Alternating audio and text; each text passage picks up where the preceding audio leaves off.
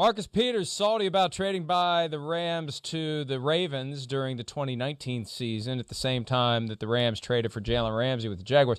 Chris, I love the fire. I love the passion. I love the words that were bleeped. Sorry, London, for the and Manchester and the rest of the cities in the UK and in Ireland for the words that made it through. But how can you say that if you're Marcus Peters? Because you're not on the same level as Jalen Ramsey. I know he needs to think that he is, but he may be the only one who does, right? I mean, he's a phenomenal football player. There's no doubt about that.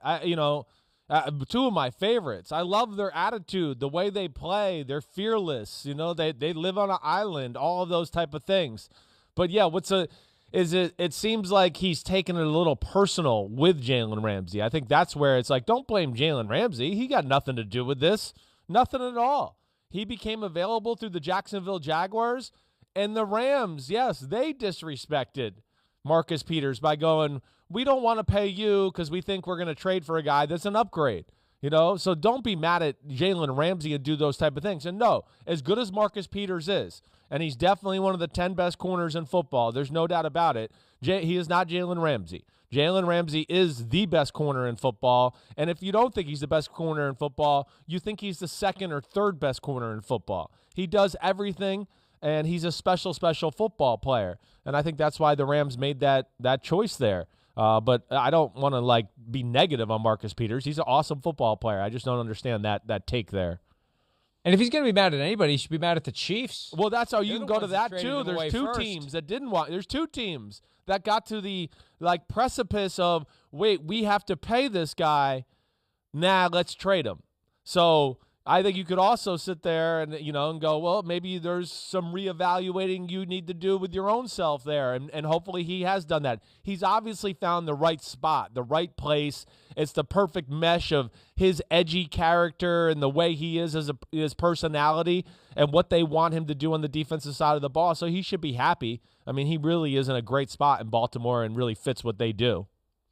And there may be a shelf life for that kind of a personality. We don't know exactly why the Chiefs moved on. That's right. They didn't have a Jalen Ramsey to replace him with, but you're getting close to the end of the contract. You have a feeling this guy has an overly inflated valuation of his self-worth, skills, and you're going to get yourself into a problem. And maybe he had to be humbled by being traded twice to get to the point where he took the deal that he did to stay with the Baltimore Ravens. Maybe the only way a Marcus Peters properly reduces his expectations financially is to get treated like the proverbial hot potato twice, traded by the Chiefs, traded by the Rams.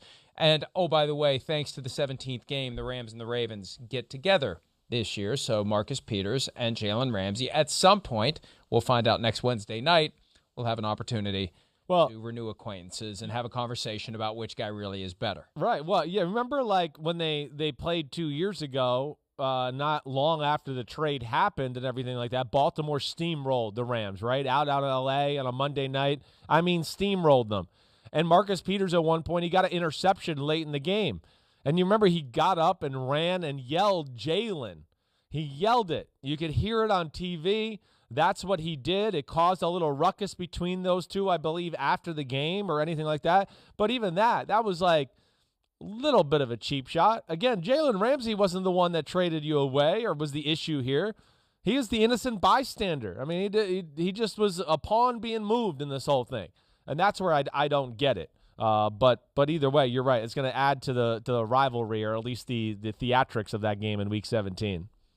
That game between the Rams and the Ravens 2 years ago was the night that Lamar Jackson became the MVP. Yes. That was transformative. The game. That was special. Yeah. Because it was a year after the Rams had that great Monday night game against the Chiefs. To see them get shredded the way they did, to the point where I felt like watching that game, they were just broken. They were just done. You're right. That was one of those, I want to go home and go to bed moments. It's like the only game I can think of. Out of here. Yeah, right? It's the only game I can think of in the McVay era where I went, the Rams kind of just chalked it up and we're like, we're done.